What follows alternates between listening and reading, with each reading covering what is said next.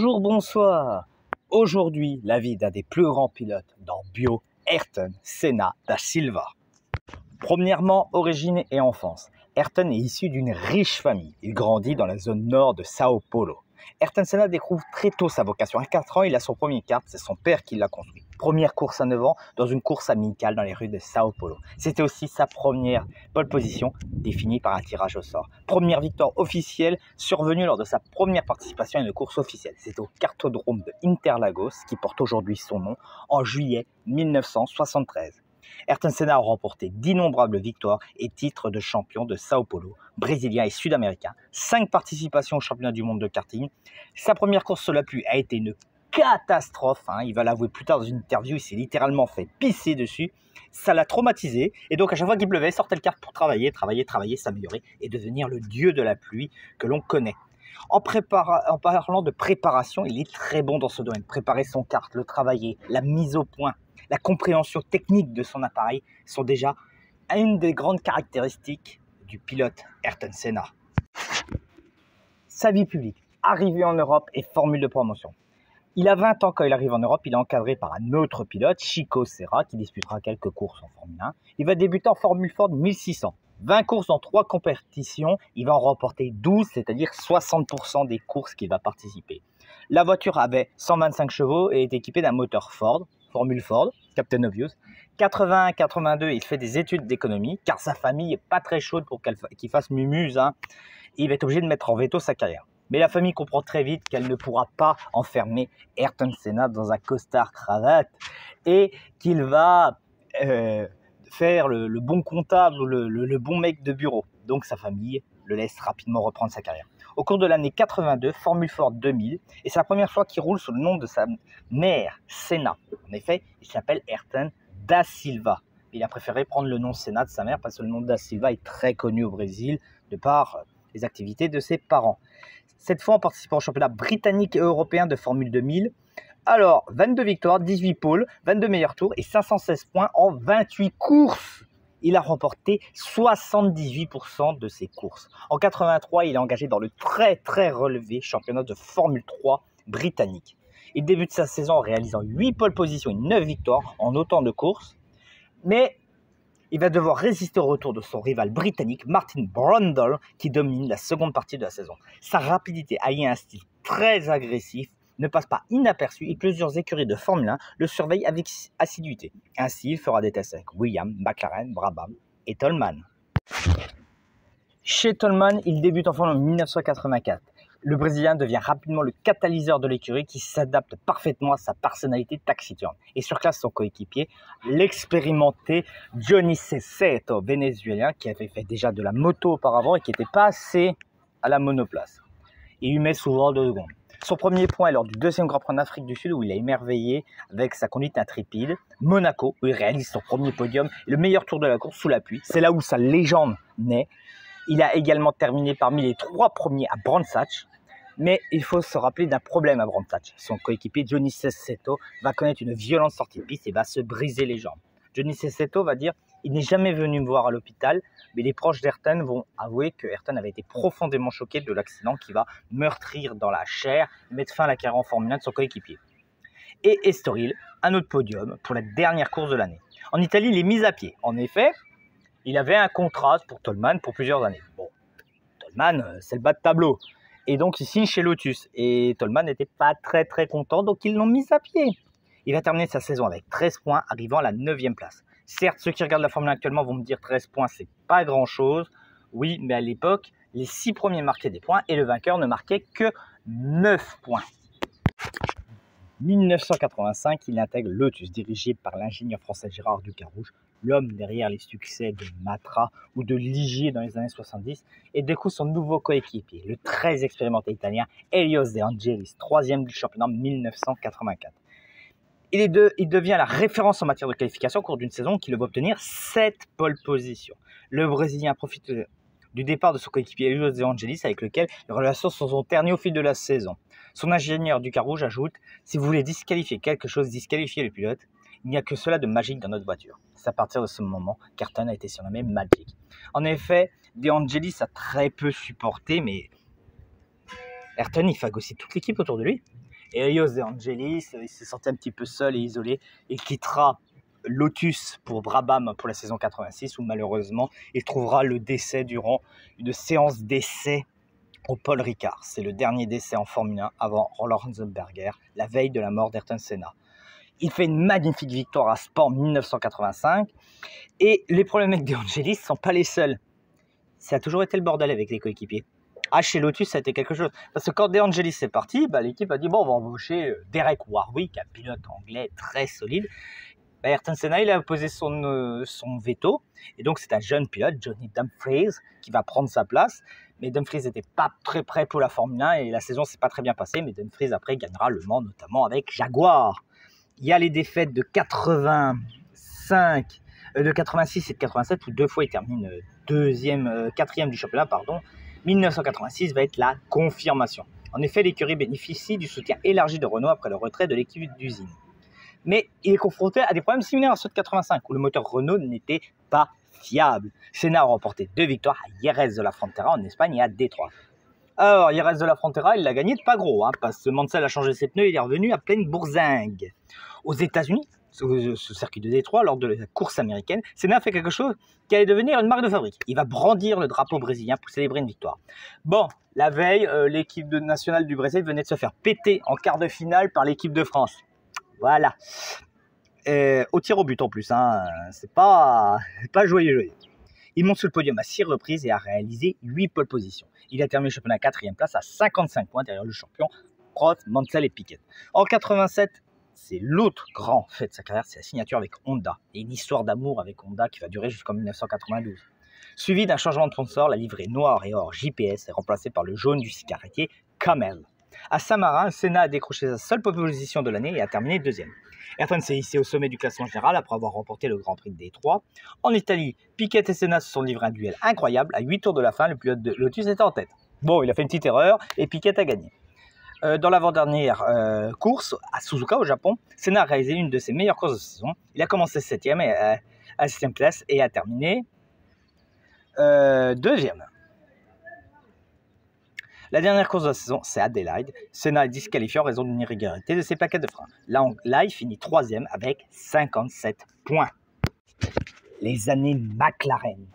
La McLaren MP4 est très différente des Lotus qu'il avait l'habitude de piloter. Basse, plate pour mieux intégrer le bloc moteur japonais, plus petit et plus léger que le précédent pack Porsche, équipé de systèmes ingénieux tels qu'un nouvel embrayage, de plus petit diamètre et une boîte de vitesse longitudinale à 3 arbres.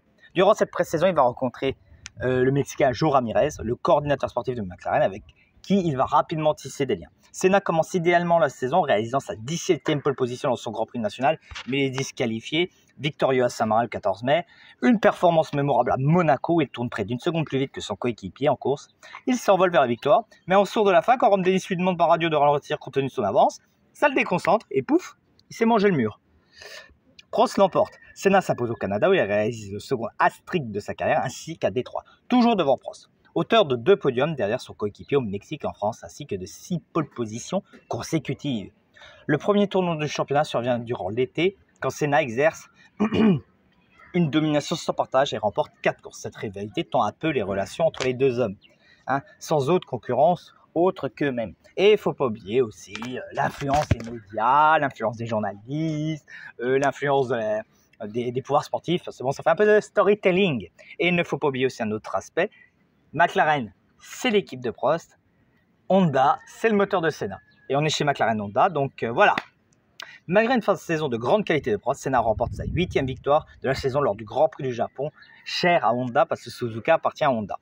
Après avoir failli caler les soieries, il remonte de la 16e place et dépasse Prost peu après la mi-course pour remporter sa 14e victoire. Il ne faut pas oublier qu'à l'époque, le record, c'est plus Jackie Stewart depuis 87, mais c'est Prost avec une 30aine de victoires.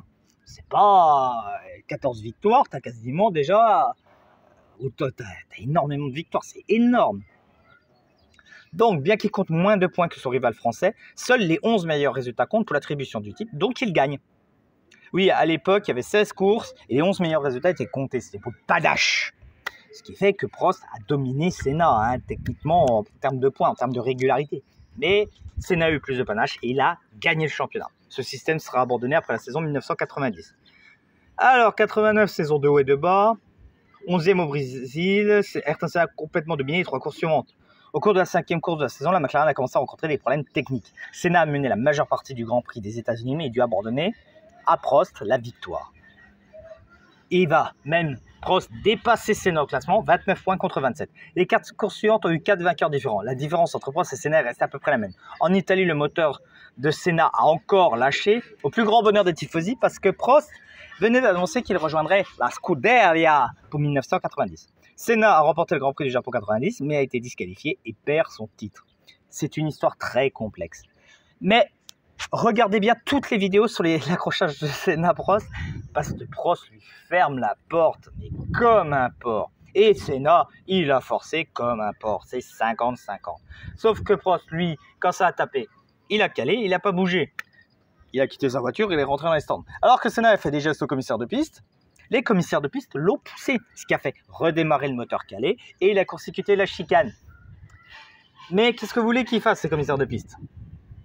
La voiture est en position dangereuse. Je vous rappelle que la chicane où il y a eu un accident, les mecs arrivent à plus de 250 à l'heure en sortant de 130 R. Donc c'est une histoire très complexe, très difficile de savoir qui est le gentil, qui est le méchant. Puis bon, il y a tout un storytelling depuis la mort de Senna. 1990, le Brésilien n'avait jamais remporté la première course d'un championnat. Mais à Phoenix, Ayrton a changé cela. Au cours d'une saison impeccable, Ayrton Senna a remporté son 2e titre mondial. Curieusement, le championnat 90 se décide à peu près de la même manière. Cette fois, le Brésilien en tête des classements. En gros, la pole position était sur la trajectoire sale de la piste. Senna avait fait la pole. Prost était sur la trajectoire propre, mais à deuxième place. Au départ, Prost, il a devancé Ayrton et Ayrton n'a pas freiné au premier virage. Donc voilà. Donc accrochage, mais ce coup-là, comme Ayrton Senna avait plus de points et qu'il fallait que Prost gagne la course impérativement, voilà. Donc 1990, c'est 78 points, 6 victoires, 10 pole positions et 2 meilleurs tours. Son 2e titre a montré qu'Ayrton Senna avait mûri en tant que pilote et champion. Mais véritable maturité d'Ayrton Senna arrivera en 1991, considéré comme sa meilleure en Formule 1. Plus mature, plus sportif que le champion de l'année précédente. Il monte en gamme. C'est un homme qui aussi approche de la trentaine et donc qui mûrit dans sa tête. La saison débute idéalement pour le pilote brésilien qui a une 4 pole positions pour 4 victoires. Les courses de l'été sont marquées par la montée en puissance des Williams-Renault qui rendent la conquête du 3e titre de Senna plus compliquée. En effet, les Williams-Renault arrivent avec une boîte de vitesse semi-automatique qui n'est pas fiable au départ. Mais quand la boîte de vitesse est fiable, avec un très bon châssis Williams et un très bon moteur Renault, ça fait des étincelles. Patrese s'impose au Mexique tandis que Mansell remporte les 3 courses consécutives. Senna, que des rumeurs infondées annoncent chez Ferrari, en remplacement de Prost dès la saison suivante, remporte une victoire décisive en Hongrie devant le duo Mansell et Patrese quelques jours après le décès de Shohito Honda. Il reprend ainsi ses distances au championnat. Mansell répond par 2 victoires en Italie et en Espagne qui lui permettent de maintenir le suspense et ainsi de disputer encore à Suzuka le titre à Senna. Bon, ça n'a pas duré bien longtemps, Mansell s'est mis dans les choux. Bref. À 31 ans, le nouveau triple champion du monde égale au palmarès Lauda, Prost, Piquet et Stewart et se déclare au summum de son pilotage. Personne n'a pu battre la Williams de Mansell durant la saison 92. Ce fut une saison au cours de laquelle le pilote s'est battu pour des places sur les podiums, 3 victoires, et les points qu'il a marqués suffisent à le placer à la 4e place du championnat. Et encore, ces 3 victoires, Monaco, si Mansell n'a pas son problème d'écrou de roue, il gagne. Italie, si Patrese ne grille pas son moteur, il ne gagne pas. Donc c'est vraiment chaud. Et il y a aussi l'affaire Comas. À Spa-Francorchamps, Eric Comas s'est sorti très violemment de la piste. Une roue est revenue dans son casque et l'a mis quasiment KO. Il avait le pied sur l'accélérateur. Ayrton Senna a coupé le moteur pour éviter que la voiture explose et a maintenu la tête de Comas en attendant que les secours arrivent. Il a aidé les secours pour sortir Comas de la voiture.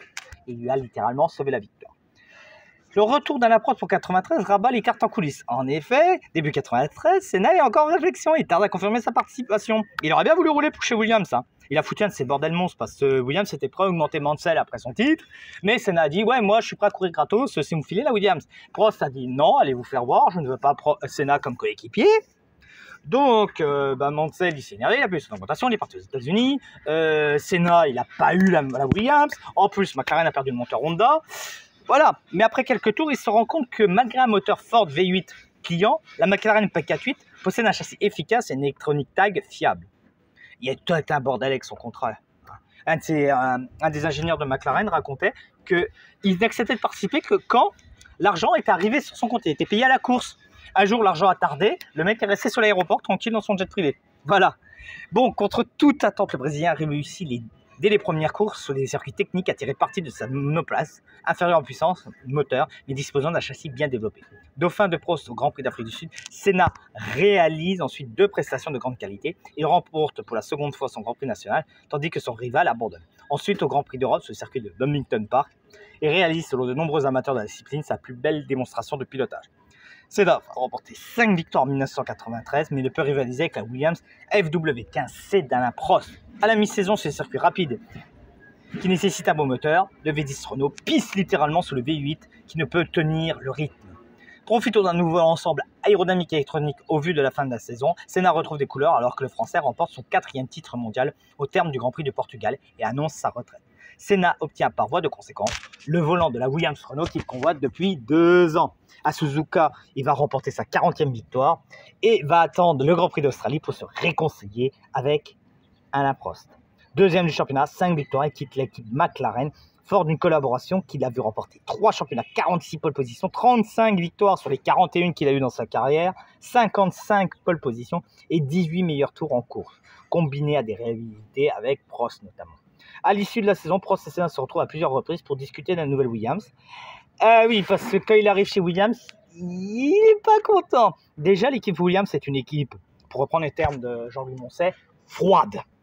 Très froide. Le pilote est un employé comme les autres. Ajoutez à cela que les pilotes n'ont pas trop le droit au chapitre, c'est ta gueule tu pilotes, et que la position de conduite est très près du corps, parce que Mansell aime bien avoir les coudes dans le flanc, en gros, ni plus ni moins quand il conduit. Hein.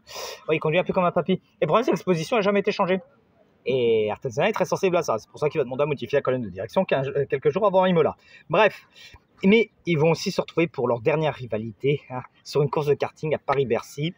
Course organisée par Philippe Streff, pilote gravement blessé au Grand Prix du Brésil 89 lors des essais, où il va faire un tonneau et que son arceau va se rompre et il va finir paralysé. Présenté comme le favori du championnat, Senna doit composer avec une FW16 privée des assistances électroniques. La monoplace s'appelle rétive et difficile à mettre au point. Le Brésilien doit aussi faire face à l'absence de Prost.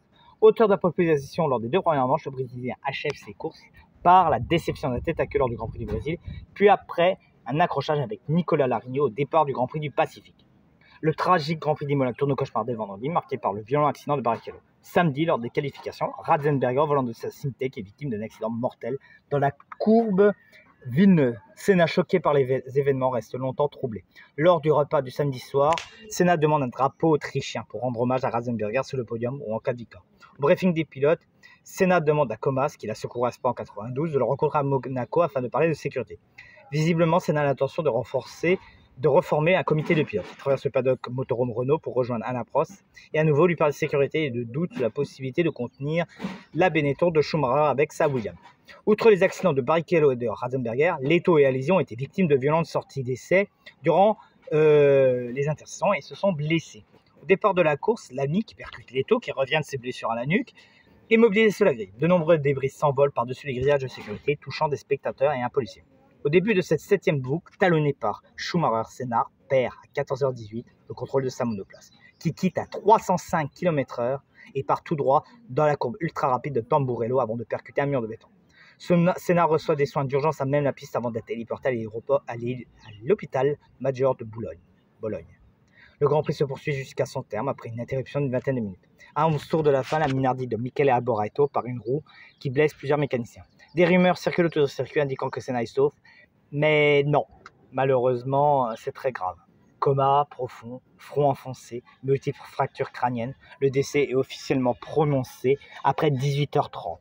La cause directe de la mort du Brésilien, le triangle supérieur de la suspension avant droite s'est brisé et allait frapper, tel un sabre, la visière de son casque, perforer le visage de Senna sous la carte sourcilière droite et provoquer des lésions irréversibles dans le cerveau ainsi qu'une forte hémorragie.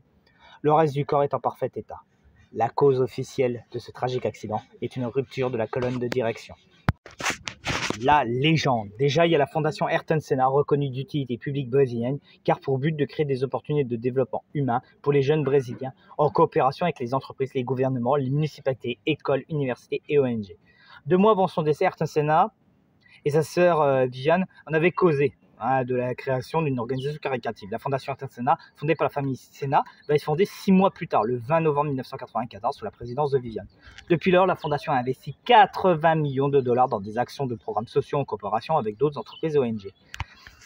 Au niveau de la sécurité de la Formule 1, la mort d'Ayrton Senna a été pas un véritable électrochoc, parce qu'on a bien vu dans de précédentes vidéos que la FIA n'a pas pris la mesure, mais quand il y a eu un accident, bon bah là ça s'est vraiment énervé, c'est tout le drame de mai 94 qui vont faire un gros travail sur la sécurité, ce qui fait qu'on va avoir pendant 20 ans, je dis bien 20 ans, aucun accident mortel. Et le prochain accident mortel, c'est celui de Jules Bianchi, et c'est pas de la faute du circuit, c'est pas de la faute de la voiture, c'est juste qu'une putain de dépanneuse n'a rien à foutre sur un circuit. Voilà. Donc voilà, c'est 20 ans sans accident mortel, c'est des pilotes qui ont été sauvés. Hein. Parce qu'avec toutes les mesures de sécurité qui ont été prises, un Kubica serait mort 10 ans plus tôt. Son accident au Canada en 2007, il serait mort. Il y a beaucoup de pilotes qui seraient soit morts, soit plus gravement blessés s'il n'y avait pas eu ces drames. Lewis Hamilton, on ne peut pas ne pas parler d'Ayrton Senna sans parler de Lewis Hamilton aujourd'hui, qui est vraiment un fan d'Ayrton Senna, qui est vraiment, pour qui Senna est un modèle. Et ils ont beaucoup de points communs, notamment sur les qualifications, sur les pole positions, mais aussi son neveu, Bruno Senna-Lally, né en 83, qui a fait ses débuts en Formule 1 en 2010. Bon, il n'a pas eu une grosse carrière en Formule 1, mais aujourd'hui, maintenant, il fait de la Formule E, de l'endurance et du tourisme. 5 citations d'Ayrton Senna. Le fait d'être brésilien me remplit de fierté. Deuxièmement, si je suis arrivé à obtenir tout ce que je voulais, c'est parce que j'ai eu l'opportunité de grandir dans un environnement sain, sans aucun problème économique, et d'être guidé sur le bon chemin dans des moments décisifs de ma vie. Citation 3. Le mérite d'une victoire appartient à toute une équipe. 4. Gagner est ce qui compte. Le reste est une conséquence. 5. Concernant sa performance à Monaco en 88. Je ne pilotais plus de manière consciente. C'était du pilotage à l'instinct, dans une autre dimension. J'étais bien au-delà des limites, mais toujours en capacité de les repousser. Le circuit était un tunnel et je continuais de rouler encore et encore. Cela m'a effrayé car j'ai réalisé que j'avais dépassé mon état de conscience. Pour conclure, 10 dates d'Ayrton Senna.